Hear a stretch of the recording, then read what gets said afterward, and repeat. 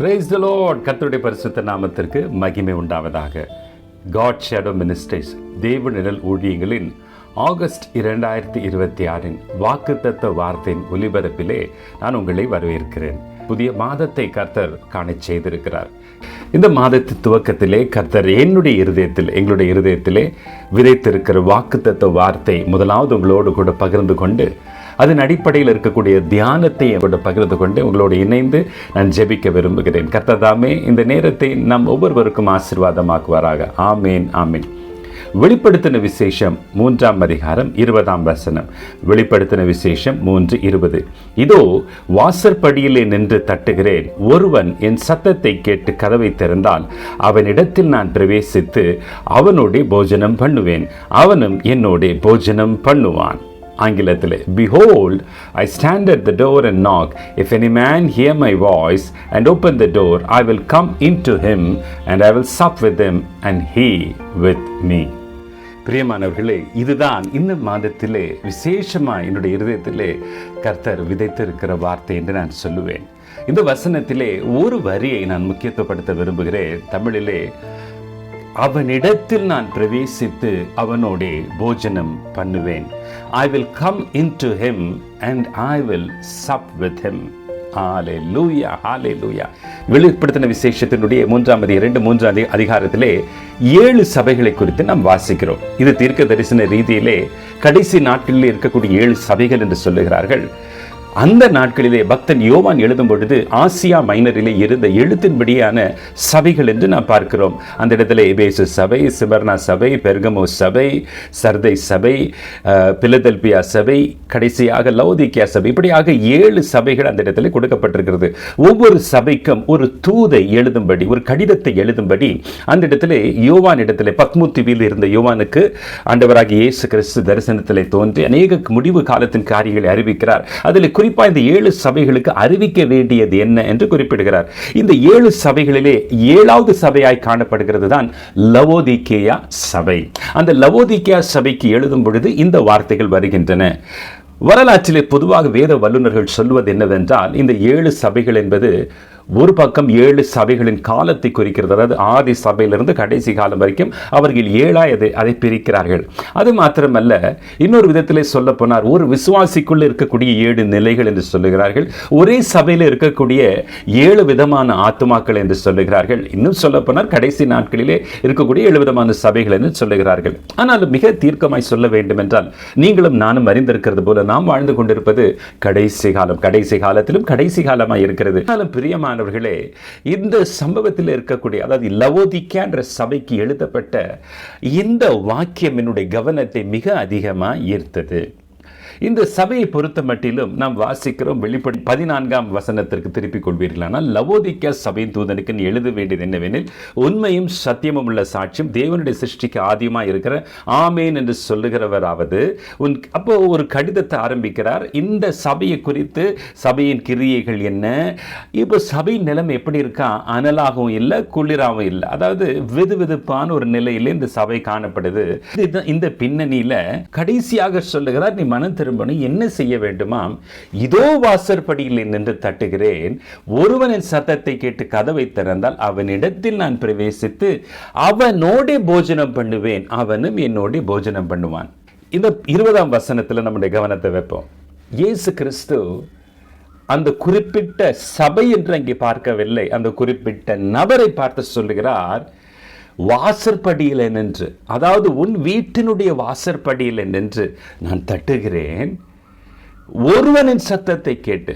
அப்ப சொல்ல போனால், ஒரு மனுஷனுடைய இருதயத்தின் கதவை அவர் தட்டுகிறது போல் என்னுடைய மனதிலே நான் உணர்ந்தேன். கதவை தட்டுறதல்ல, he is just knocking the door of your heart. That's what it looks like. சத்தத்தை கேட்டு, நான் தட்டுற சத்தத்தை கேட்டு, நான் கூப்பிடுகிற சத்தத்தை கேட்டு.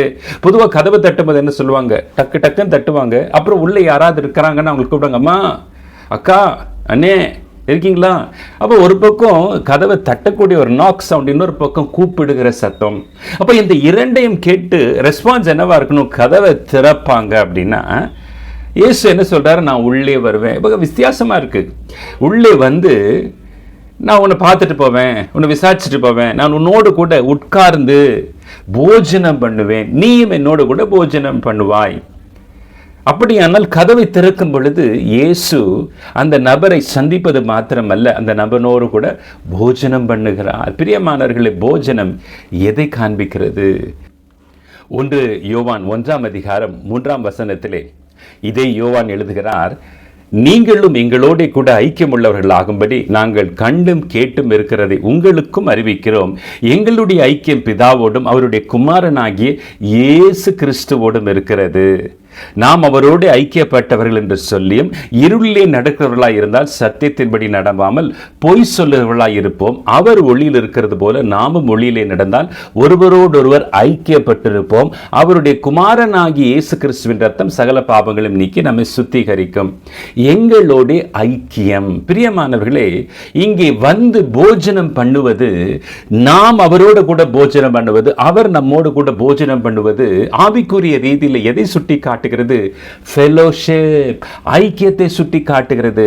லவோதிகேயா சபையின் தூதனுக்கு எழுத வேண்டிய கடிதத்திலே இயேசு கிறிஸ்து வெளியே நின்று கொண்டு தட்டி கொண்டிருக்கிறார், என்னை உள்ளே அனுமதித்தால் அவனோடு கூட ஐக்கியமாக இருப்பேன். அப்படியானால் அந்த நபர், அந்த சபை, அந்த குறிப்பிட்ட தனி நபர் தற்போது இயேசுவை அறிந்திருந்தாலும் இயேசுவை தன்னுடைய வாழ்க்கையிலே, தன்னுடைய வீட்டிற்குள்ளே, தன்னுடைய இருதயத்திலே அனுமதிக்க வேண்டிய விதத்திலே ஒருவேளை இன்னும் அனுமதிக்கவில்லை. அவரோடு கூட ஐக்கியப்பட வேண்டிய விதத்திலே இன்னும் ஐக்கியமாகவில்லை. ஐக்கியம் என்பதுதான் அந்த இடத்துல போஜனம் என்று நாம் ஆவிக்குரிய ரீதியிலே பார்க்கிறோம். பிரியமானவர்களே, யோவான் சொல்லுகிறார், எங்களுடைய ஐக்கியம் யாரோடு கூட இருக்கிறது? பிதாவோடு. எங்களுடைய ஐக்கியம் யாரோடு கூட இருக்கிறது? குமாரனோடு. நான் அவனிடத்தில் பிரவேசித்து அவனோடு கூட போஜனம் பண்ணுவேன். இப்போ சாதாரணமாக அதை விளங்கி கொள்ளலாமே. இப்போ நம்ம ஹோட்டலுக்கு போய் சாப்பிட்றோம், நாம உட்காந்து சாப்பிடுவோம். தனியாக போய் சாப்பிட்றோம்னா பக்கத்தில் இன்னொருத்தர் சாப்பிடுவாங்க, அவர் என்ன சாப்பிட்றாரு ஆர்டர் பண்ணி சாப்பிட்றாரு, நம்ம என்ன வேணுமோ ஆர்டர் பண்ணி சாப்பிடுவோம். இதே நம்ம யாரோ நண்பர்களோடு போகிறோம்னா நம்ம இங்கே உட்காந்துருப்போம், முன்னாடி உட்காந்துருப்போம், ஒருவரோட கூட பேசுவோம், உறவாடுவோம். உங்களுக்கு என்ன வேணும், எனக்கு என்ன வேணும். இதே இடம் தான். அவரும் சாப்பிட்றாரு, நானும் சாப்பிட்றேன். ஆனால் இந்த ரெண்டுத்துக்கு வித்தியாசம் இருக்கு இல்லையா? 2 தனிநபர்கள் உட்கார்ந்து சாப்பிடுவது வேறு, 2 பரிச்சயமானவர்கள். இன்னும் சொல்ல போனால் வீட்டுக்குள்ளே யார் உட்கார்ந்து ஒருவரோடு கூட ஒருவர் போஜனம் பண்ணுவாங்க? பெற்றோர் பிள்ளைகளோடு கூட, கணவன் மனைவியோடு கூட. That's what is called family fellowship. இன்னும் சில இடங்களிலே சபைகளிலே, ஹல்லேலூயா. இப்போ திருமணத்துக்கெல்லாம் போனீங்கன்னா ஒருவேளை குடும்பமாக உட்கார்ந்துருந்தால் நமக்கு ஓரளவு பரிச்சயமாக இருக்கும். ஆனால் பந்தியில் உட்காரும்போது பக்கத்தில் யார் இருப்பான்னு கூட தெரியாது. நம்ம நோக்க வந்து உட்காந்து சாப்பிட்டுட்டு போகிறதா தான் இருக்கும். But that's not the case. இங்கே ஆண்டவர் உங்கள் வீட்டுக்கு வந்து, உங்கள் இருதயத்தில் வந்து உங்களோட கூட போஜனம் பண்ணுவீர். I want to have fellowship with you. I want to be close to you. Just open the door of your heart. உன் இருதயத்தின் கதவை, வாசலை திறந்து விடு. நான் உள்ளே வர விரும்புகிறேன். அதுதான் ஐக்கியம். பிரியமானவர்களே, எங்களுடைய ஐக்கியம் பிதாவோடும் அவருடைய குமாரனாகிய இயேசு கிறிஸ்துவோடும் இருக்கிறது. அப்பேற்பட்ட ஒரு ஐக்கியம் இருக்கும்போது என்ன நடக்கிறதாம்? ஐக்கியப்பட்டவர்கள் என்று சொல்லியும் இருளிலே நடப்பவர்களாக இருந்தால், அப்போ ஐக்கியம் என்கிறது வந்து வெளிச்சத்தை காண்பிக்கிறது. ஐக்கியப்பட்டவர்கள் இருளிலே நடக்க மாட்டார்கள், அவங்க சத்தியத்தின்படி நடப்பாங்க. இயேசு ஒளியாய் இருக்கிறார். நாம் அவரோடு கூட ஐக்கியப்படுவோமானால் நாம் ஒளியாய் இருப்போம். அந்த ஒளி நமக்குள்ளே பிரகாசிக்கும். அந்த ஒளியை பெற்றுக்கொண்ட நாமும் பிரகாசிக்கிறவர்களாய் மாறுவோம். ஒருவேளை நமக்கும் இயேசுவுக்கும் ஐக்கியம் இல்லாவிடில் வேர் வில் வி பி? நாம இருளிலே இருப்போம். பிரியமானவர்களே, ஏன் அந்த நபரை என்னுடைய வீட்டின் கதவை தட்டி நான் உள்ளே வர விரும்புகிறேன் என்று ஆண்டவராக இயேசு சொல்லுகிறார் என்றால், அந்த நபருடைய வாழ்க்கையிலே ஒரு ஒளியை கொண்டு வர, அந்த நபருடைய வாழ்க்கையிலே வெளிச்சத்தை கொண்டு வர, அந்த நபரோடு கூட ஒரு நீங்காத ஐக்கியத்தை பாராட்ட. இன்றைக்கு உள்ளே தான் இருக்கிறான் அந்த நபர், ஆனால் அந்த நபருக்குள்ளே வெளிச்சம் இல்லை, இருளிலே இருக்கிறான். அந்த நபருடைய வாழ்க்கையிலே, அந்த லவோதிகேயா சபையினுடைய வாழ்க்கையிலே, லவோதிகேயா சபையின் தூதன், விசுவாசி யாராக இருக்கட்டும், அவனுக்குள்ள ஒரு வெளிச்சத்தை கொண்டு வரும்படி கர்த்தர் கதவை தட்டி கொண்டிருக்கிறார். இன்றைக்கு ஒரு இருள், இன்றைக்கு ஒரு அந்தகாரம், இன்றைக்கு ஒரு தோல்வி, இன்றைக்கு ஒரு கவலை, இன்றைக்கு ஒரு வேதனை. ஒளி இல்லை, வெளிச்சம் இல்லை, மகிழ்ச்சி இல்லை, சமாதானம் இல்லை, தேவ கிருபை இல்லை. ஆனாலும் தேவன் அதை தரும்படிக்கு லவோதிகேயா சபையின் தூதன் என்னுடைய கதவை தட்டுகிறார். இன்றைக்கு ஒருவேளை தீர்க்க தரிசன ரீதியாய் நாம் வாழ்ந்து கொண்டிருக்கிறது லவோதிகேயா சபையின் காலம் என்று சொல்லுகிறார்கள். ஒரு நாம லவோதிக்கர்களா இருக்கக்கூடாது, நம்ம பிலதெல்பியர்களா இருக்கணும், வருகைக்கு ஆயத்தமானவர்களா இருக்கணும். ஆனாலும் நமக்குள்ளேயும் இப்பேற்பட்ட ஒரு சூழ்நிலைகள், இந்த சந்தர்ப்பங்கள் அல்லது இந்த ஸ்டேஜஸ் வரும் பிரியமானவர்களே. when we are not able to feel or walk in the light of the Lord, Jesus is standing outside and knocking on the door. Why he's knocking on the door? To come into your life, to come into your heart and to give his light. அந்த light எப்பேற்பட்டது கவனிங்க. இயேசு கிறிஸ்து, நான் உன்னோடு கூட போஜனம் பண்ணுவேன், நீ என்னோடு கூட போஜனம் பண்ணுவா என்றால் very simple. I will give my light to you. You will walk in that light. இயேசு கிறிஸ்துவின் அறிவாகிய ஒளியை பெற்றுக்கொண்டவர்களாய் நீங்கள் பிரகாசிப்பீர்கள். உங்கள் மூலமாய் அந்த ஒளி மற்றவர்களுக்கு பிரகாசிக்கும். ஒன்று, நாம் இயேசு கிறிஸ்துவினுடைய ஒளியை பெற்றுக்கொள்ளவில்லை என்றால் நாம் இருளிலே இருப்போம். நாம யாரோடு கூட பழகிறோமோ அவர்களுக்கும் இருள் தொற்றிக்கொள்ளும், அல்லது நாம் அவர்களோடு ஐக்கியப்பட முடியாது. அந்த ஒளி எனக்குள்ளே இருக்குமாயின் நானும் ஒளி உள்ளவனாய் மாறுவேன்.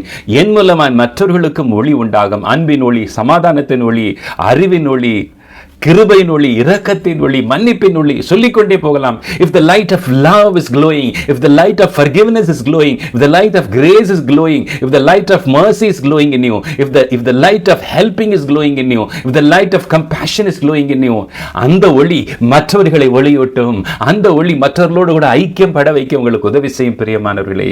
இந்த ஒளியை கொடுக்கவே, இந்த ஒளியை உங்களுடைய இருதயத்தில் பிரகாசிக்க பண்ணவே இயேசுவானவர் சொல்லுகிறார், நான் வாசற்படியில் நின்று கதவை தட்டுகிறேன். ஒருவன் எனக்கு சத்தத்திற்கு செவி கொடுத்து கதவை திறப்பானால் நான் உள்ளே வந்து, நான் உள்ளே பிரவேசித்து அவனோடு கூட போஜனம் பண்ணுவேன். ஹல்லேலூயா. அல்ல சொல்லலாம், பாஸ்டர் பிரதர், எனக்கு நான் ஏற்கனவே இயேசு கிறிஸ்து சொந்த ரட்சகராக ஏற்றுக்கொண்டவன் தான். ஆமாம், லவோதிக்காம ஒரு சபை தானே, ஆனால் அங்கேயும் இயேசுவானர் வெளியே நிற்கிறாரு. ஒருவேளை இயேசு கிறிஸ்துனுடைய ஒளி உங்களுடைய வாழ்க்கையில் பிரகாசிக்கலையோ, அவரோடு கூட ஐக்கியம் இன்னும் நீங்க பாராட்டக்கூடிய நிலையில பாராட்டாமல் இருக்கிறீங்களோ, உங்களுக்கு இந்த invitation. God is not far. ஒன்றை புரிந்து கொள்ளுங்கள், தேவன் உங்களுக்கு வெகு தூரமாய் இல்லை.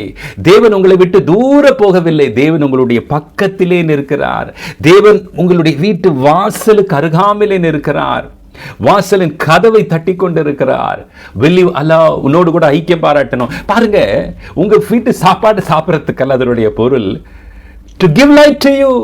ஒன்று யோவான்ல நம்ம வாசிக்கிறோம், அவருடைய ஒளியை நாம் பெற்றுக்கொள்வோம் அவர் நம்முடைய வீட்டிற்கு வரும் பொழுது. ஹல்லேலூயா, ஹல்லேலூயா. பிரியமானவர்களே, இது தீர்க்க தரிசன வாக்குத்தத்த வார்த்தையா உடைய வாழ்க்கையிலே நான் பிரகடனப்படுத்த விரும்புகிறேன். Yes, Lord Jesus wants to come into your life in a special way. Lord Jesus wants to come into your heart in a distinctive way. Why? To have a fellowship with you, for you to have fellowship with him. This fellowship will lead you into light, light of life, light of love, light of mercy. மற்றவர்களுக்கு எதுவெல்லாம் உங்களுடைய ஐக்கியத்தின் நிமித்தம் நீங்கள் ஆசீர்வதிக்கலாமோ, உங்களை மூலமாய் மற்றவர்கள் பெற்றுக்கொள்ள முடியுமோ, அதுக்காக தேடி வருவாங்க. ஏசாயால வாசிக்கிறோம், உதிக்கிற உன் ஒளியின் இடத்துல ராஜாக்கள் வருவார்கள். Are you having this light today? பிரியமானவர்களே, இன்றைக்கு பலவிதமான கேள்வியோடு, பலவிதமான குழப்பங்களோடு கூட நீங்கள் ஒருவேளை இந்த ஒலிபரப்பில் இணைந்திருக்கலாம். வெளிப்படுத்தின விசேஷம் 3:20 இருக்கக்கூடிய சூழ்நிலை போல கதவை மூடிக்கொண்டு உட்கார்ந்து இருக்கலாம். Perhaps you have shut the door. யாரோட கூட நான் பேச விரும்பல, யாரோட கூட நான் உறவாட விரும்புற, ஒருவரை என்னை சந்திக்க வேண்டாம்.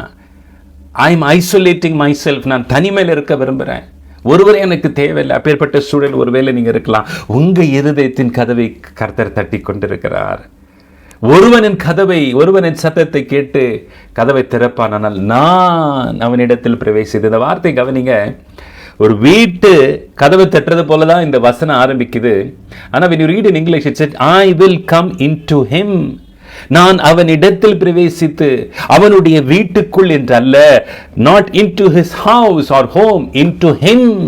அப்படியானால் இன்றைக்கு உங்களுக்குள்ளே, உங்களுடைய இருதயத்திலே, உங்களுடைய வாழ்க்கையிலே, உங்களுடைய மனதிற்குள்ளாக, சிந்தைக்குள்ளாக, ஆவிக்குள்ளாக கர்த்தர் பிரவேசிக்க விரும்புகிறார். ஹல்லேலூயா, ஹல்லேலூயா. நீங்கள் மாத்திரம் செய்ய வேண்டியது வெளிப்புடன், இது ஒரு சத்தம், இந்த செய்தி ஒரு சத்தம். கர்த்தர் என்னதான் கூப்பிடுறாரா? கர்த்தர் என்னுடைய வீட்டு கதவை தட்டுறாரா? ஆம் பிரியமானவர்கள், அதனால இந்த செய்தி நீங்க கேட்குறீங்க. இந்த செய்தி கேட்கணும் ஒரு கவனம் உங்களுக்கு வந்திருக்கு, இல்லைன்னா நீங்க கேட்க வாய்ப்பில்லை. You are listening to this word because it is a knock from the Lord. He is knocking the heart He's knocking the door of your heart to speak with you, to show his love, to have fellowship with you. ஒருவனின் சத்தத்தை கேட்டு அவன் கதவை திறந்தால் நான் அவனிடத்தில் பிரவேசித்து, அது நீங்கள்தான். அருமையான சகோதரி, அது நீங்கள் தான். அருமையான மகனே, அது நீங்கள் தான். அருமையான மகளே, அது நீங்கள் தான். நீங்க வாசல் கதவை திறந்து அவர் உள்ள அழைப்பீங்கன்னா அவர் உங்களோடு கூட போஜனம் பண்ணுவார். நீங்கள் அவரோடு கூட போஜனம் பண்ணுவீர்கள். நீங்கள் அவரோடு கூட உறவாடுவீர்கள். அவர் உங்களோடு கூட உறவாடுவார். ஹல்லேலூயா! எத்தனை இன்பம், எத்தனை சந்தோஷம். இன்றைக்கும் இந்த செய்தியை கேட்டு உங்களுடைய இருதயத்தை கதவை திறக்கிறேன். ஆண்டவரே, முடிவில் நாம் ஜெபிக்க போகிறோம். ஆண்டவரே, இதுவரைக்கும் நான் மூடி வச்சிருந்தேன், என்னுடைய கதவை நான் திறக்கிறேன், என்னுடைய இருதயத்தை திறக்கிறேன். I open my heart wide, O Lord. அநேக தோல்விகளின் நிமித்தமாக, அநேக காரியங்கள் நிமித்தமாக நான் இதுவரைக்கும் மூடி வச்சிருந்தேன். Now I want to open the door of my heart. Lord, you enter. கர்த்தர் உள்ளே நுழையும் பொழுது அவர் உங்களோடு கூட ஐக்கியம் பாராட்டுவார். அவர் உங்களோடு கூட போஜனம் பண்ணுவார். அவருடைய ஒளி உங்களுடைய வாழ்க்கை பிரகாசிக்க தொடங்கும். பிரியமானவர்களே, ஹல்லேலூயா, ஹல்லேலூயா, ஹல்லேலூயா. பிரியமானவர்களே, இந்த வசனத்தை வாசிக்கும் பொழுது அவர் உள்ளே பிரவேசிக்கிறது, அவர் உள்ளே வருகிறது, ஐக்கியம் பாராட்டுகிறது. இருக்கக்கூடிய 3 சம்பவங்கள் என்னுடைய நினைவில் வந்தன. இந்த 3 சம்பவங்களுக்கு பின்பாகவும் 3 விதமான சூழலை நாம் பார்க்கிறோம்.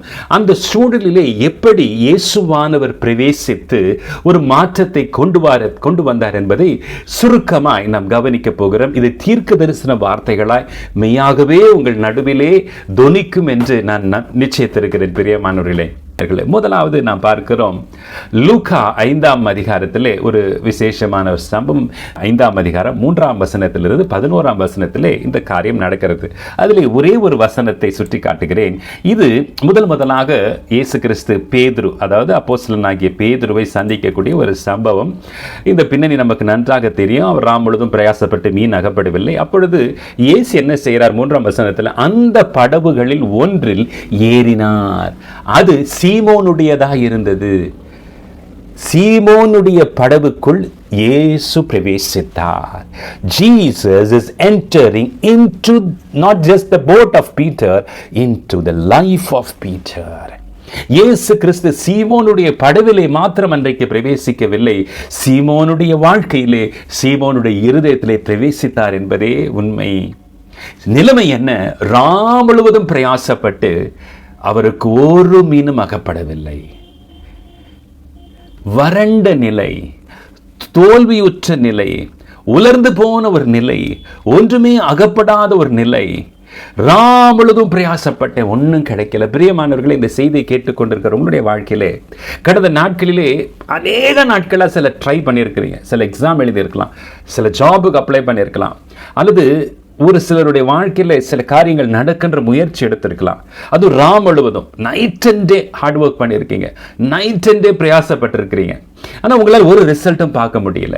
இன்னும் ஆவிக்குரிய ரீதியிலே நான் இதை கொண்டு போவேன். ஆனால் அதிகமாக ஜெபித்திருக்கீங்க, அதிகமாக உபவாசிச்சிருக்கீங்க, அதிக கூட்டங்கள் அட்டென்ட் பண்ணியிருக்கிறீங்க, உங்களால் ஆறுதல் செஞ்சிருக்கீங்க, பிசிக்கலியும் செஞ்சிருக்கீங்க, ஸ்பிரிச்சுவலியும் செஞ்சிருக்கீங்க. பிரியமானவர்களே, அன்றைக்கு சீமோன் பேதுருடைய நிலைமை என்ன? அவனுக்கு தெரிந்ததை அவன் செய்தான்.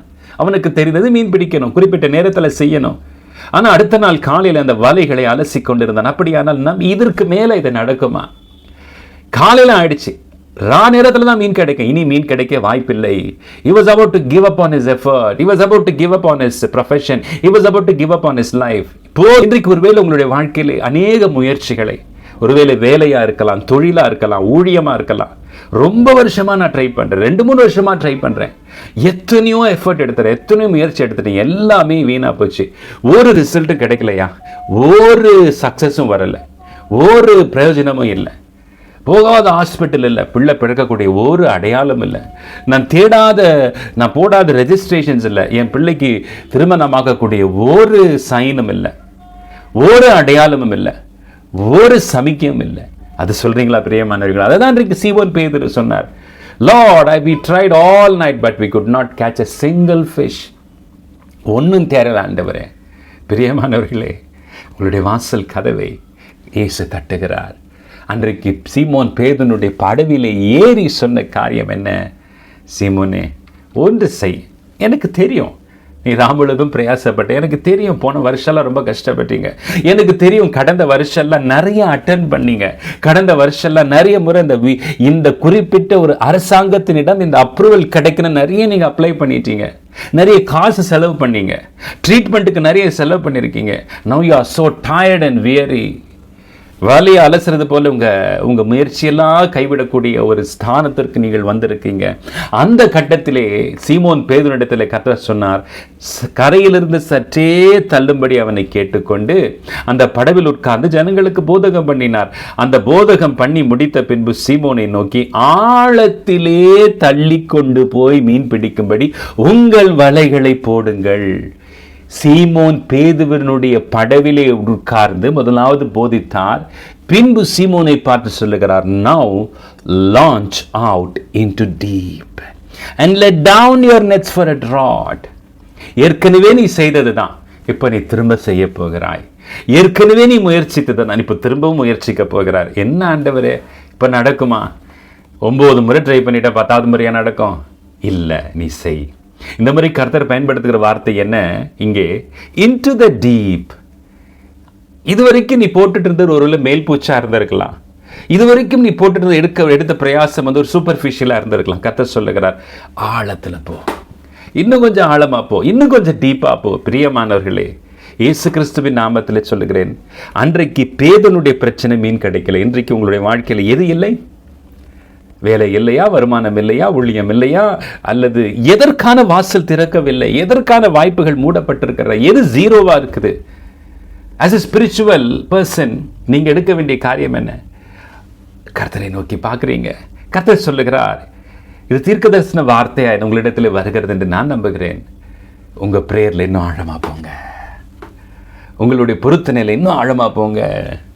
உங்களுடைய உபவாசங்களை இன்னும் ஆழமா போங்க. That means don't give up. முயற்சி கைவிட்டுறாதீங்க.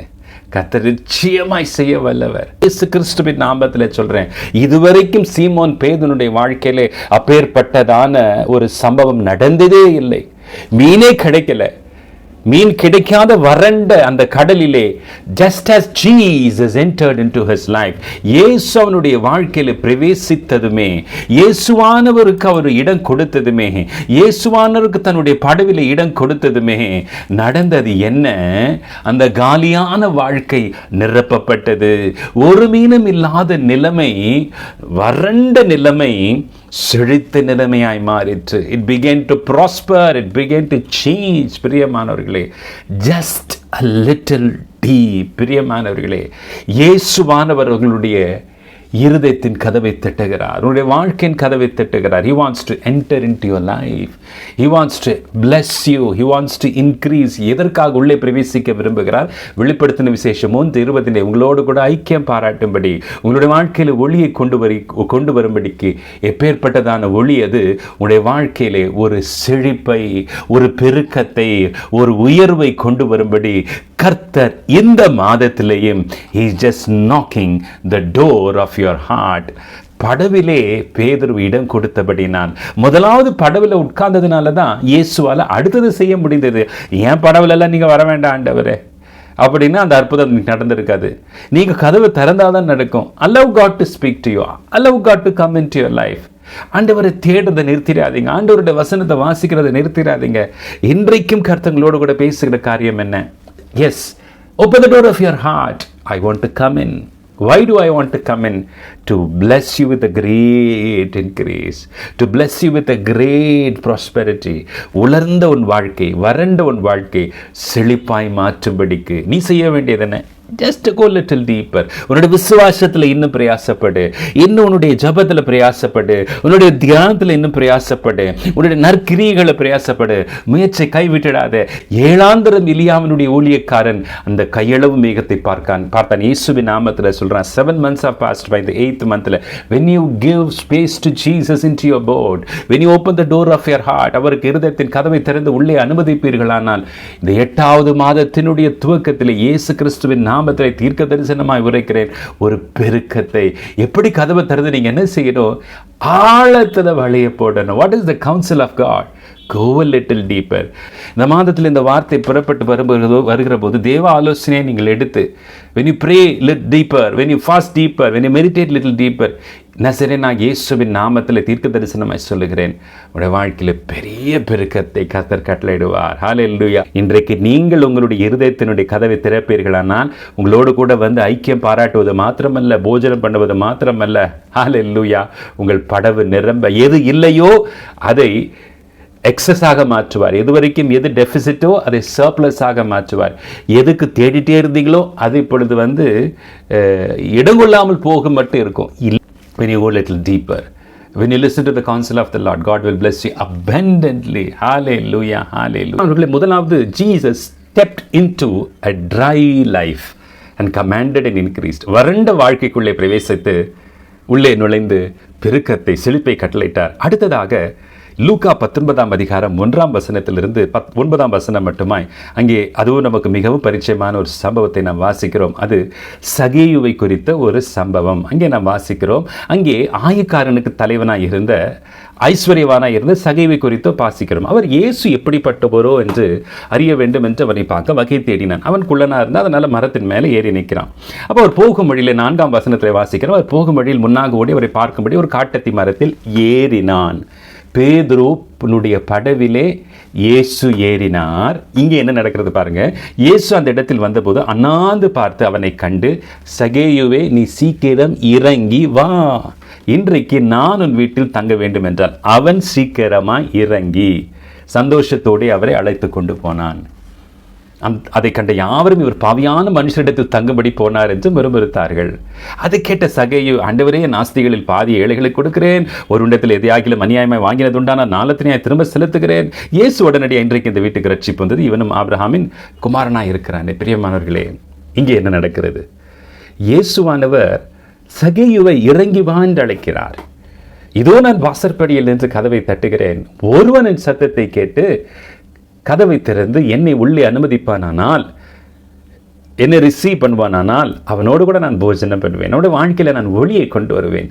இங்கே சகேயு இயேசுவை அழைக்க முடியாத ஒரு சமுதாய நிலையிலே காணப்பட்டான். ஏனென்றால் அங்கே இருக்கிற ஜனங்களால் பாவி என்று அடையாளம் காணப்பட்ட மனுஷன். அப்போது யவீரு போன்று, மற்ற மக்களை போன்று, கொர்நேலி போன்று அவரை தைரியமாக வீட்டுக்கு அழைக்க முடியாது. நியாயஸ்தனா இல்லை, நீதிமானா இல்லை, நல்லவது செஞ்சவனா இல்லை, சுரன்றவனா, பணத்தை வசூலிக்கிறவனா, வரி வசூலிக்கிறவனா, ஜனத்தாரால் வெறுக்கப்பட்டு ஒதுக்கப்பட்டு பாவி என்று அடையாளம் காணப்பட்ட ஒரு மனுஷன். ஆனால் அவனுக்கும் இயேசுவை காண வேண்டும், இயேசுவை பார்க்க வேண்டும் என்ற ஒரு அதீத விருப்பம் இருந்தது.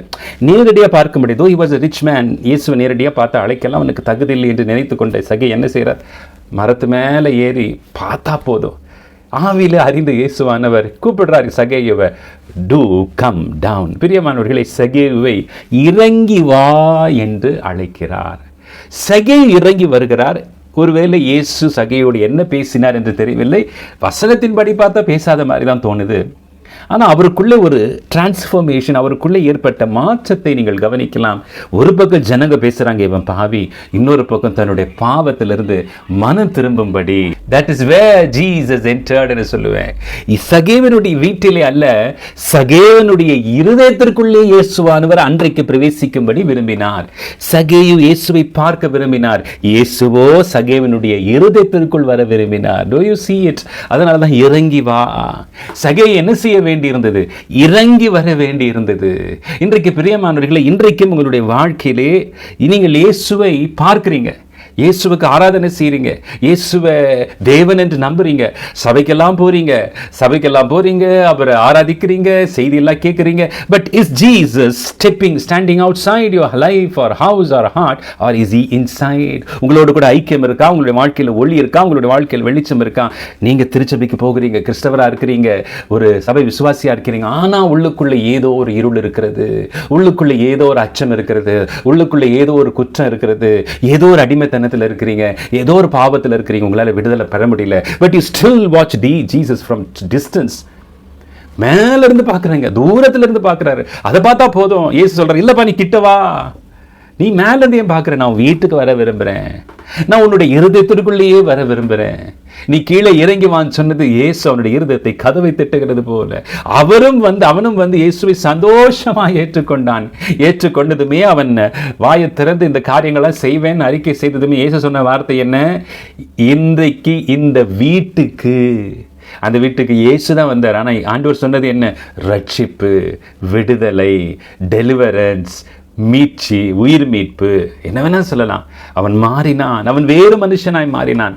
பாவின்ற உலகத்தாரால் அடையாளம் காணப்பட்டவனுக்கு இயேசு வைத்த பெயர் என்ன, அல்லது இயேசு நிச்சயித்த பெயர் என்ன? Is a son of Abraham. அப்படின்னு என்ன? ஆசீர்வாதத்தின் மகன் என்று அர்த்தம், சாபத்தின் மகன் அல்ல. இன்றைக்கு உங்களுடைய வாழ்க்கையில் அநேகர் நீ ஒரு சாபத்தினுடைய பிள்ளைன்னு சொல்லிட்டு இருக்கிறாங்க, நீங்க பாவி என்னென்னமோ சொல்லிட்டு இருக்காங்க. But still you are not for from Jesus. நீங்க இறங்கி வரணும் பிரியமானவர்களே. சகை எந்த காரியத்தில் இறங்கி வந்தான்? உடனடியாக அவன் ஒரு தீர்மானம் எடுக்கிறான். ஆண்டவரே, நான் தவறு செஞ்சிருந்தேன், இதெல்லாம் நான் திரும்ப கொடுத்துட்றேன். பிரியமானவர்களே, வேதத்தில் அநேக வேத வாக்கியங்கள் உண்டு, உங்களோடு கூட பகிர்ந்து கொள்ள. உங்களுடைய நிலையிலிருந்து நீங்க வரணும். சகை தன்னுடைய நிலையிலிருந்து கீழே இறங்கி வந்தான், மரத்திலிருந்து இறங்கி வரல. நான் பாவம் செஞ்சிருது, நான் அநியாயமாக வாங்கியதனா வில் ரிட்டர்ன். இன்றைக்கு உங்களுடைய வாழ்க்கையில் கர்த்தர் இந்த வார்த்தை கேட்கும் பொழுது, இந்த செய்தி கேட்கும்போது, God is talking to you. Will you come down? நீ இறங்கி வந்தீங்கன்னா நான் வீட்டில் தங்குவேன். நீ கதவை திறந்தீங்கன்னா நான் வீட்டில் வந்து தங்குவேன். உன் இருதயத்தினுடைய கதவை திறந்து எனக்கு இடம் கொடுப்பியானால் நான் உன்னோடு கூட வந்து வாசம் பண்ணுவேன். உன்னுடைய இருதயத்தில், உன்னுடைய வாழ்க்கையில் நான் ஒளியாக இருப்பேன். பிரியமானவர்களே, ஒரு அருமையான வேத பகுதி எபேசியர் 4 அதிகாரம் 22 வசனத்திலிருந்து நான் வாசிக்கிறேன். அந்தபடி முந்தின நடக்கைக்குரிய மோசம் போகும் இச்சைகளாலே கெட்டு போகிற பழைய மனுஷனை நீங்கள் களைத்து போட்டு உங்கள் உள்ளத்திலே புதிதான ஆவி உள்ளவர்களாகி மெய்யான நீதியிலும் பரிசுத்தத்திலும் தேவனுடைய சாயலாக சிருஷ்டிக்கப்பட்ட புதிய மனுஷனை தரித்து கொள்ளுங்கள். அன்றியும் நாம் ஒருவருக்கொருவர் அவயங்களாய் இருக்கிறபடியால் பொய்யை களைத்து அவனவன் பிறனுடனே மெய்யை பேச கடவன். நீங்கள் கோபம் கொண்டாலும் பாவம் செய்யாதிருங்கள். சூரியன் அஸ்தமிக்கிறதற்கு முன்பாக உங்கள் எரிச்சல் தனிய கடவது, பிசாசுக்கு இடம் கூறாமலும் இருங்கள். அதில் 29வது வசனம், கெட்ட வார்த்தை உங்கள் வாயிலிருந்து புறப்பட வேண்டாம், பக்தி விருத்திக்கு ஏதுவான நல்ல வார்த்தை உண்டான அதனே பிரயோஜனமாகும்படி பேசுங்கள். நல்ல கவனிங்க, இந்த வசனத்தில் சில பழைய மனுஷனுடைய கிரியைகளை பவுல் எழுதுகிறார். உங்களுக்குள்ளே என்ன இருக்கணுமா? நீதியும் பரிசுத்தமும் தேவ சாயல் காணப்படணும். அதற்கு பதிலாக பொய் பேசுகிறோமா? கோபம் இருக்கா? எரிச்சல் இருக்கா? கசப்பு இருக்கா? வைராக்கியம் இருக்கா? கெட்ட வார்த்தை இருக்கா? கர்த்தர் சொல்கிறார், நீ இறங்கி வாப்பா, நீங்கள் இறங்கி வாங்க. இது உங்கள் வாயில் இருக்கக்கூடாது, உங்கள் இருதயத்தில் இருக்கக்கூடாது. ஏன்னா உங்களுடைய இருதயம் புதிதான ஆவி உள்ளவர்களாக இருக்குது. சகையினுடைய வாழ்க்கையில் இருந்த குறை என்ன? பாவம் என்ன? குற்றம் என்ன? He was an extortioner. அநியாய வட்டிக்கு பணத்தை வாங்கினார். நம்முடைய வாழ்க்கையை நம்ம ஆராய்ந்து பார்ப்போம். பொய் இருக்கா? வஞ்சகம் இருக்கா? நமக்குள்ளே எரிச்சல் இருக்கா? கோபம் இருக்கா? பிரியமானவர்களே, அதிலிருந்து இறங்கி வர சொல்றார். Leave that. பழைய மனுஷனை களைத்து போடுறது போல இது நீங்க விட்டுட்டு வாங்க. கதவை திறங்க. கதவை மூடு வரைக்கும் அந்த இருள் இருக்கும். இயேசு வெளிச்சமா இருக்கிறாரு. நீங்க கதவை மூடி இருந்தீங்கன்னா அந்த வெளிச்சம் உள்ள வர முடியாது, இருள் இருப்பீங்க. கதவை தரங்க, வெளிச்சம் உள்ளே பிரவேசிக்கும். இயேசுவானவருடைய வெளிச்சம், அவருடைய ஐக்கியம் வெளிச்சம் என்று ஒளி என்று பார்க்கிறோம். கொலோசியர் 3 அதிகாரம் 5 10 வசனங்களில் நான் வாசிக்கிற ஒரு சில வார்த்தைகளை சுட்டி காட்டுகிறேன். கோபமும் மூர்க்கமும் பொறாமையும் தூஷணமும் வம்பு வார்த்தைகளாகிய இவைகள் எல்லாம் விட்டு விடுங்கள். இது பழைய மனுஷன். துரிச்சை, விக்கிரக ஆராதனை, கீழ்ப்படியாமை, இதெல்லாம் நமக்குள்ளே இருக்கா? கர்த்தர் சொல்லுகிறார், அன்பாய் சொல்லுகிறார், என் மகனே, வாசல் கதவை நான் தட்டுறேன், கதவை திறப்பியா? சகையை பார்த்து சொன்ன, நீ இறங்கி வருவியா? நான் உன் வீட்டுக்கு வர விரும்புகிறேன். அன்றைக்கு சகையனுடைய வீட்டுக்குள்ளே ஒரு மனுஷனும் போக விருப்பப்பட மாட்டான். ஏன்? Was branded as a sinner. ஆனால் இயேசு உள்ளே வர விரும்பினார். எனக்கு அன்பான தேவ ஜனமே, அன்பு சகோதரி சகோதரி, மகனே மகளே, இன்றைக்கு உங்களுடைய வாழ்க்கையில் சில ப்ராப்ளம்ஸ் இருக்கலாம், சில குறைவுகள் இருக்கலாம், சில பாவ பழக்கங்கள் இருக்கலாம், சில பின்மாற்றங்கள் இருக்கலாம். அது நிமித்தம் குற்ற உணர்வாக இருக்கீங்க. You are able to come close to Jesus because you are guilty.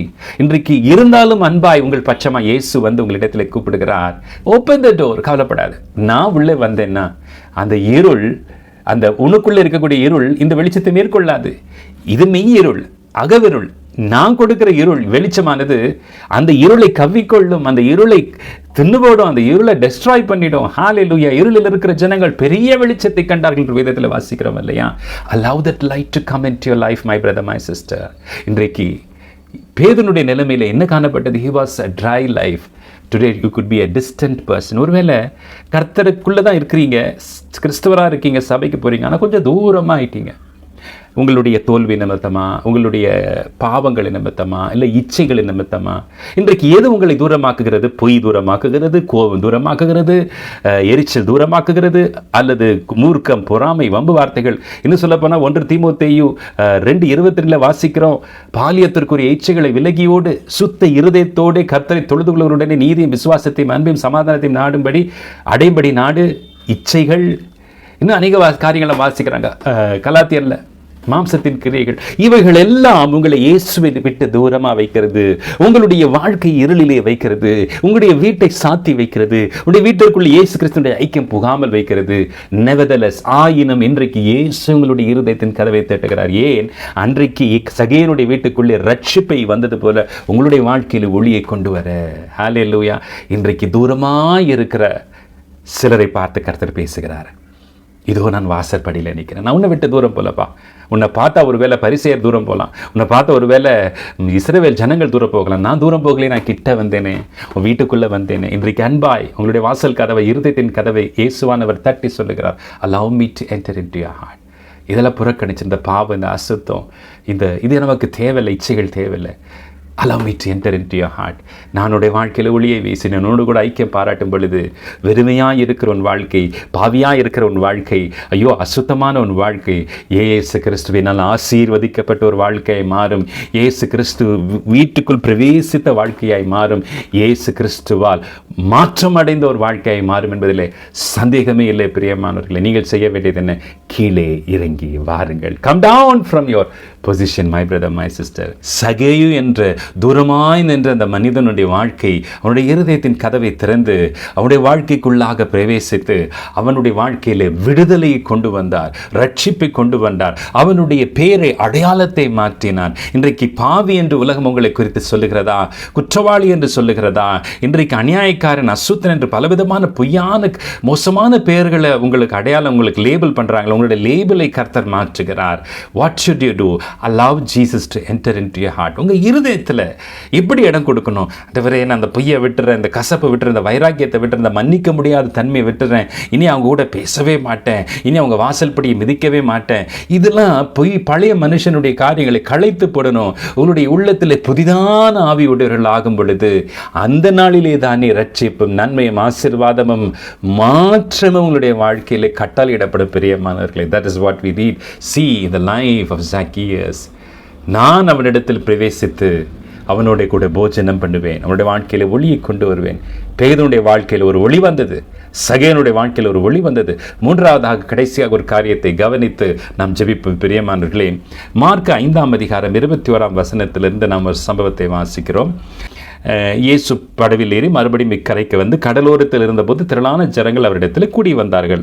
அப்பொழுது ஜெபாலய தலைவரில் ஒருவனாகிய எவீர் என்பவன் வந்து அவரை கண்டவுடனே அவர் பாதத்தில் விழுந்து, என் குமாரனிடத்தி மரண அவஸ்தைப்படுகிறாள், அவள் ஆரோக்கியம் அடைம்படிக்கு நீர் வந்து அவள் மேல் உன் கைகளை வையும், அப்பொழுது பிழைப்பாள் என்று அவரை மிகவும் வேண்டிக் கொண்டான். கெஞ்சறான்.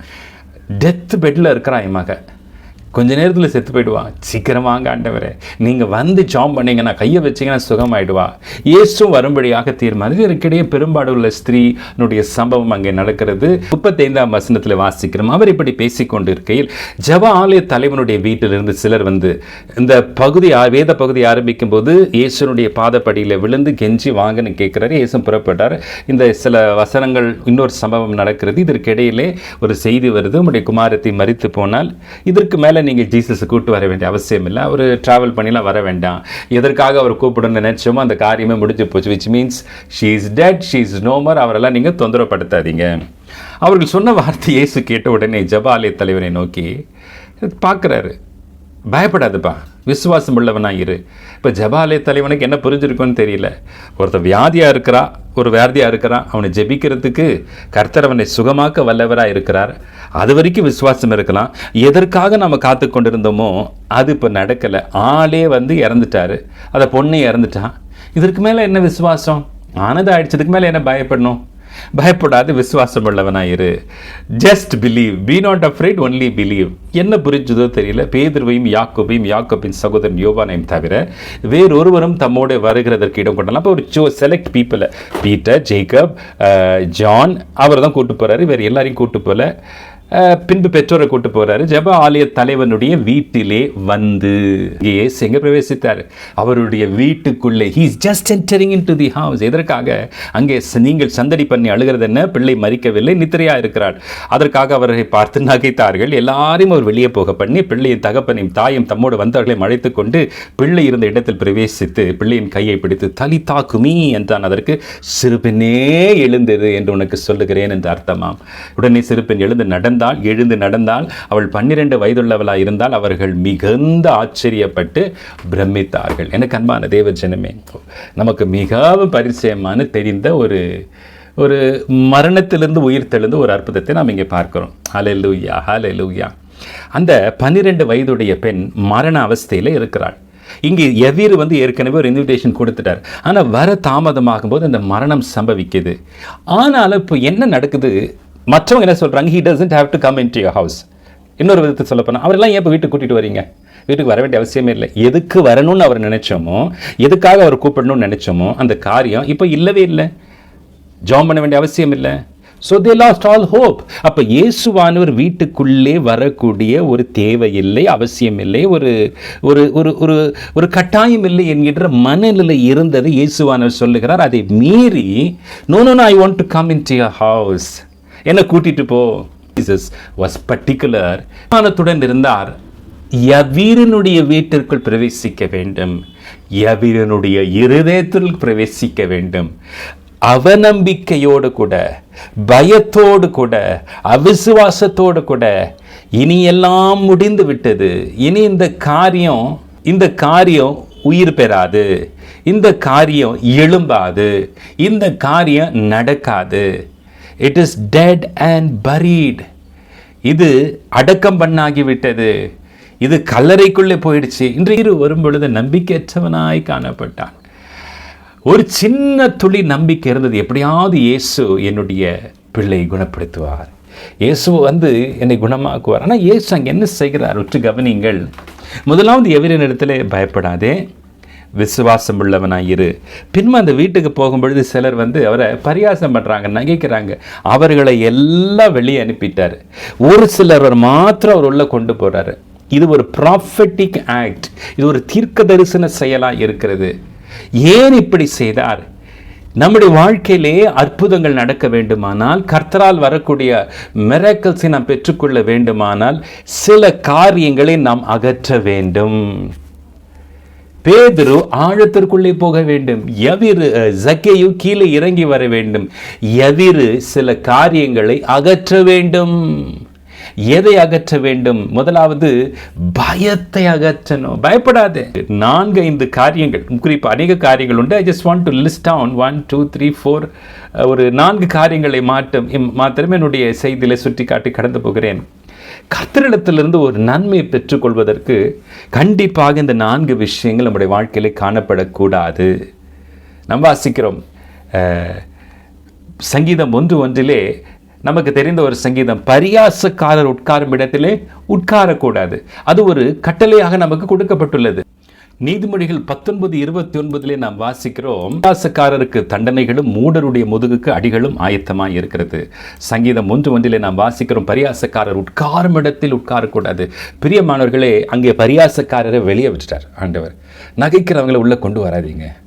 அவர்கள் அற்புதத்திற்கு, ஆசீர்வாதத்திற்கு, கர்த்தரால் வரக்கூடிய அதிசயத்திற்கு தடையாக இருப்பார்கள். Number 1, keep those who mock out.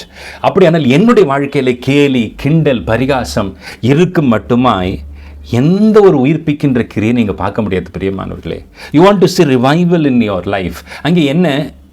எவீரனுடைய மகள் உயிரோடு எழும்ப வேண்டும். இன்றைக்கு உங்களுடைய வாழ்க்கை, பிள்ளைகளுடைய வாழ்க்கையில் ஒரு மாற்றம் வரணுமா? உங்களுடைய பிள்ளைகளுடைய வாழ்க்கையில் ஒரு உயிர் மீட்சி வரணுமா? ஒரு ரிவைவல் வரணுமா? உங்களுக்குள்ளே பரிகாசம் இருக்கக்கூடாது. ஒருவேளை பிள்ளைக்காகவும் ஜெபிக்கிறீங்க, ஊழியங்களை குறித்து பரிகசிக்கிறீங்க, சில ஊழியக்காரர்களை பரிகாசம் பண்ணி கொண்டு இருக்கிறீங்க, சில ஊழியம் செய்கிறவங்களை ஜோக் அடிச்சுட்டு இருக்கீங்க, கிண்டல் அடிச்சுட்டு இருக்கீங்க. No no no, my dear brother, my dear sister, இது உங்களுடைய வாழ்க்கையில் ஆசீர்வாதத்திற்கு நிச்சயமாய் தடையாய் அமையும். இயேசுவானவர் யாரை வெளியே அகற்றினார்? அவரை பார்த்து நகைத்தவர்களை. இன்றைக்கும் அநேகர் வலைதளங்களிலே, சமூக ஊடகங்களிலே, காணொளிகளிலே பரியாசம் பண்ணுகிற ஒரு கூட்டம் எழும்பி இருக்கிறது. ஒருவேளை தவறுகளை, குற்றங்களை ஒருவேளை சுட்டி காட்டுவது ஒருவேளை சரியாக இருக்கலாம், ஆனாலும் பரிகாசம் அவசியமா? சில ஊழியர்களை, சில ஊழியத்தை பரிகாச வார்த்தைகளினாலே, கேலி கிண்டலாலே பேசுவது, பிரியமானவர்களே, அது பரியாசக்காரர்கள் தண்டனைக்கு ஆயத்தமாக இருக்கிறார்கள். வேதம் மிக தெளிவாய் சொல்கிறது. அது ஒரு பக்கம் இருக்கட்டும். நம்முடைய வாழ்க்கையிலே do you want to see Jesus? இயேசு உங்களுடைய வீட்டுக்குள்ளே பிரவேசிக்க வேண்டுமானால், உடைய இருதயத்தில் பிரவேசித்து ஒரு மாற்றத்தை கொண்டு வர வேண்டுமானால் பரிகாச விலகி இருக்கட்டும். இரண்டாவதாக, அவிசுவாசம் இருக்கக்கூடாது. எபிரியர் 4ஆம் அதிகாரத்தில் வாசிக்கிறோம். எபிரியர் 4ஆம் அதிகாரத்திலே 2ஆம் வசனத்திலே, விசுவிசேஷம் அவர்களுக்கு அறிவிக்கப்பட்டது போல் நமக்கும் அறிவிக்கப்பட்டது.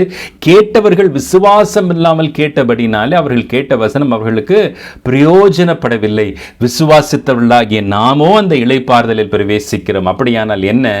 விசுவாசிக்காதவர்கள் 6ஆம் வசனத்திலே வாசிக்கிறோம், அதிலே அவர்களால் பிரவேசிக்க கூடாமல் போயிற்று. அவர்கள் விசுவாசிக்க மனமில்லை. If you don't believe, you cannot partake in the blessing. ஹல்லேலூயா, ஹல்லேலூயா. அகற்ற வேண்டியது அவிசுவாசம், அகற்ற வேண்டியது பரியாசம். மூன்றாவது, பயம். பயப்படாது. கர்த்தருக்கு பயப்படுகிற பயம் இருக்கணும். எல்லாவற்றுக்கும் பூரண அன்பு பயத்தை புறம்பே தள்ளும். கர்த்தர் நமக்கு பயமுள்ள ஆவியை கொடுக்கவில்லை, அன்பும் பலனும் தெளிந்த புத்தியுள்ள ஆவி. எதற்கெடுத்தாலும் என்ன ஆயிடுமோ அந்த பயம், அதை நவீரப்பது. பயப்படாதே. Fear should step out. Fear should step out. Unbelief should step out. Jesting, mocking should step out. நான்காவதாக, மிக முக்கியமாய், இருமனம் அல்லது சந்தேகம். யாக்கோபு 1:8 வாசிக்கிறோம், இருமனம் உள்ளவன் தன் வழிகளில் எல்லாம் நிலையற்றவனாய் இருக்கிறான். அது என்ன? நடக்கும், நடக்காது. அவிசுவாசனம் முழுமையாக நம்புறதில்லை. இது இருமனன்றது ஒரு நாள் விசுவாசிக்கிறது, ஒரு நாள் no. A double-minded man is unstable in all his ways. இப்போ இருமனம் உள்ள மக்களால் எந்த நன்மையும் பெற்றுக்கொள்ள முடியாது, பிரியமானவர்களே. அப்படியானால் அங்கே சிலரை கர்த்தர் வெளியே அனுப்பினார், சிலரை மாத்திரம் உள்ளே கொண்டு போனார். எவரை பார்த்து சொன்னார்? பயப்படாது, விசுவாசம் உள்ளவனாயிரு. நாம் கற்றுக்கொள்ளுகிற பாடம் என்ன? கர்த்தர் உங்களுடைய இருதயத்திலே பிரவேசித்து உடைய வாழ்க்கையில் ஒளியை கொண்டு வர வேண்டுமானால், அந்த ஒளி அந்த மகளை விழித்தல செய்தது, உயிரோடு எழும்ப செய்தது. தலிதா குமி என்று சொல்லி அந்த மகளை எழுப்பினார். But before Jesus could do that miracle, உங்கள் இருதயத்தில் இயேசுவானவர் ஆட்கொள்ள வேண்டுமானால் பயத்தை வெளியே அனுப்புங்க, அவிசுவாசத்தை வெளியே அனுப்புங்க, பரியாசத்தை வெளியே அனுப்புங்க. இனி இருமனம் இருக்க வேண்டாம், பிரியமானவர்களே. when you choose to என்ன சொல்கிறது, இதை எல்லாத்தையும் வெளியே அனுப்புறதுக்கு, இது எல்லாத்தையும் தூக்கி தூரம் போடுறதுக்கு, இது எல்லாத்தையும் எக்ஸிட் பண்ணுறதுக்கு நீங்கள் அலோவ் பண்ணுவீங்களா? Jesus will enter into your life. ஹல்லேலூயா, ஹல்லேலூயா. தேவையற்ற காரியங்களை நீங்கள் விலக்கும் பொழுது இயேசு உங்களுடைய வாழ்க்கைக்குள்ளாக பிரவேசித்து, ஹல்லேலூயா, உங்களோடு கூட ஐக்கியம் பாராட்டி ஒளியை வீசி அந்த மகளை எழும்ப பண்ணினது போல உயிரற்ற, ஜீவனற்ற, மரித்து போன, அது மகளாக இருக்கலாம், மகனாக இருக்கலாம், வேறு எந்த காரியமாக இருக்கலாம், கர்த்தர் உயிரோடு கூட எழுப்பார், பிரியமானவர்களே. அதற்காகத்தான் அவர் உங்கள் வாழ்க்கையிலே இருதயத்தில் பிரவேசிக்க விரும்புகிறார், பிரியமானவர்களே. ஹல்லேலூயா, ஹல்லேலூயா.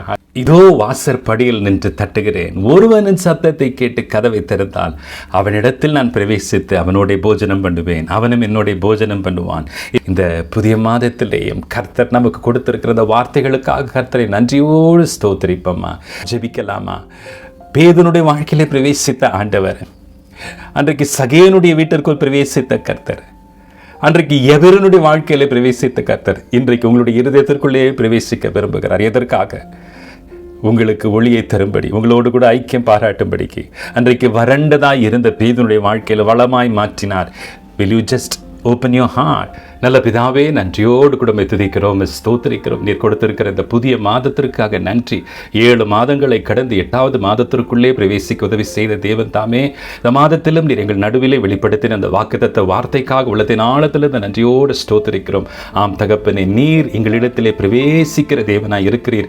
எங்களிடத்தில் பிரவேசித்து எங்களோடு கூட போஜனம் பண்ணுகிறீர், எங்களோடு கூட ஐக்கியம் பாராட்டி எங்களுக்கு வெளிச்சத்தை தருகிற தேவனாய் இருக்கிறீர் என்று இந்த நாளிலே, இந்த மாதத்திலே நீர் எங்களுக்கு ஆண்டவரே வெளிப்பட்டதற்காக செய்வீராக. நன்றி சுவாமி. இந்த செய்தியை கேட்ட ஒருடைய வாழ்க்கையிலே நீர் பிரவேசியும் ஆண்டவரே. அவருடைய வாழ்க்கையிலே நீர் பிரவேசித்து உம்முடைய வல்லமை, உம்முடைய வெளிச்சத்தை ஆண்டவரை வீச பண்ணுவீராக. மோடு கூட ஐக்கியம் பாராட்ட உதவி செய்வீராக. பேதனுடைய வாழ்க்கையில் பிரவேசித்த தேவன், சகேனுடைய வாழ்க்கையில் பிரவேசித்த தேவன், யவரனுடைய வாழ்க்கையில் பிரவேசித்த தேவன், ஆண்டவரே வறண்ட வாழ்க்கை வளமாய் மாற்றின தேவன், ஆண்டவரே பழைய வாழ்க்கையிலிருந்து புதிய வாழ்க்கைக்கு பழைய மனுஷனை களைத்து போட்டு புதிய மனுஷனாய் சகையுமாறு உதவி செய்தவர். என்னுடைய வாழ்க்கையிலே நாங்கள் பழைய காரியங்கள் எல்லாம் களைத்து போட்டு புதிய மனுஷனாய் வாழ உதவி செய்வீராக.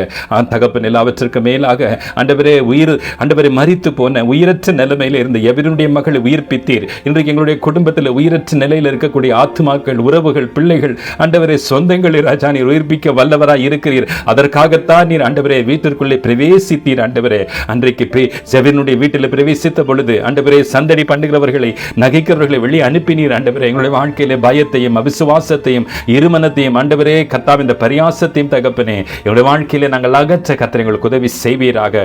ஆம் தகப்பனே, இந்த மாதத்திலே நீர் எங்களுடைய வாழ்க்கையிலே வாரும், இருதயத்திலே வாரும். Lord, we pray, we invite you into our hearts, oh Lord. எல்லாம் சேர்ந்து ஜெபம் பண்ணுவோமா? கேளுங்க, ஆண்டவரே கேளுங்க. ஆண்டவரே எங்க இருதயத்தில் வாங்கப்பா, வாங்கப்பா. நாங்கள் வாசல் கதவை திறந்து வைக்கிறோம். இனி நாங்கள் சாத்த மாட்டோம், அடைக்க மாட்டோம், மூடி வைக்க மாட்டோம்.